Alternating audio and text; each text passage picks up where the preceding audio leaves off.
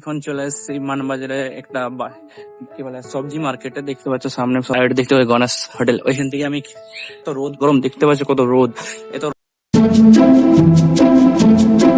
তো hi everyone, welcome to my new blog. তো আমি এখন যাচ্ছি মানবাজার এন্ড মানবাজার যাওয়ার পর কোনো জিনিস আনা আছে, একটা জিনিস আমার এখানে বাসে পাঠাইছে, ওই জিনিসটা আনতে যাচ্ছে এখন মানবাজার। তো চলো এখানে মানবাজার যাবো, বাস স্ট্যান্ড যাবো। এত রোদ গরম দেখতে পাচ্ছ কত রোদ, এত রোদে যাচ্ছি আমি এখন মানবাজার। তো চলো বাস স্ট্যান্ড দিকে যাই, চলো।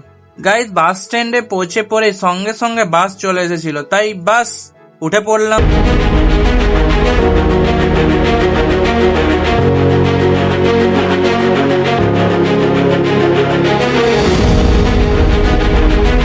তো গাইজ বাসের কন্ডাক্টর এসে পরে বাসের টাকাটা নিয়ে গেল। গাইজ ফাইনালি আমি মানবাজার পৌঁছে গেছি এখন, এন্ড আমি এখন চলে আসছি রাখাল রাজার বাসটা সামনে।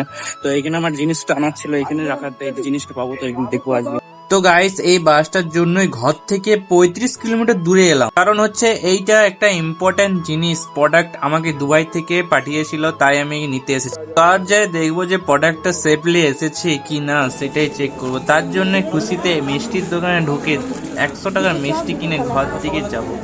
তো গাইস আমি এখন চলে এসেছি মানবাজারে একটা কি বলে সবজি মার্কেটে। দেখতে পাচ্ছ সামনে সবজির মার্কেট, চারদিকে সবজি আছে। ওদিকে ঘুরে এলাম, ওদিকে তো দেখা যাচ্ছে ওদিক থেকে।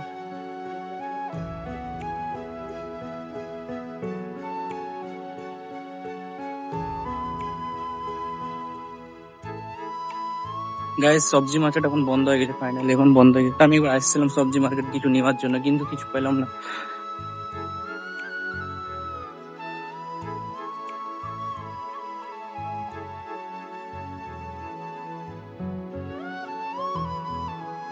পুরোপুরি বন্ধ হয়ে গেছে। এটা হচ্ছে বিদ্যুৎ কেন্দ্র, মানে এখানে বিল টিল জমা দেওয়া হয়, মানে মানবাজারে কোনো বিল টিল যদি থাকে তো এখানে জমা দেওয়া হয়।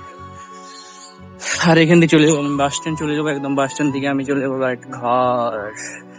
আর ওটা দেখতে পাবো গণেশ হোটেল, ওইখান থেকে আমি নিলাম মিষ্টি ওইখান থেকে এবার যাবো ঘর। রাইট আমি যাচ্ছি এখন পুরো মার্কেটটা একটু ঘুরতে এলাম এদিকে মার্কেটের দিকে, এখন যাচ্ছি ঘর দিকে যাই। তো গাইজ ফাইনালি আমি চেপে গেছি বাসে। তো গাইজ এবার ঘর যাবো ডাইরেক্ট। এন্ড চ্যানেলে যদি নতুন হয়ে থাকো তার লাইক সাবস্ক্রাইব শেয়ার করবেন, আর পুরোনোরও শেয়ার করবেন। তো থ্যাংক ইউ ফর ওয়াচিং, তো বাই।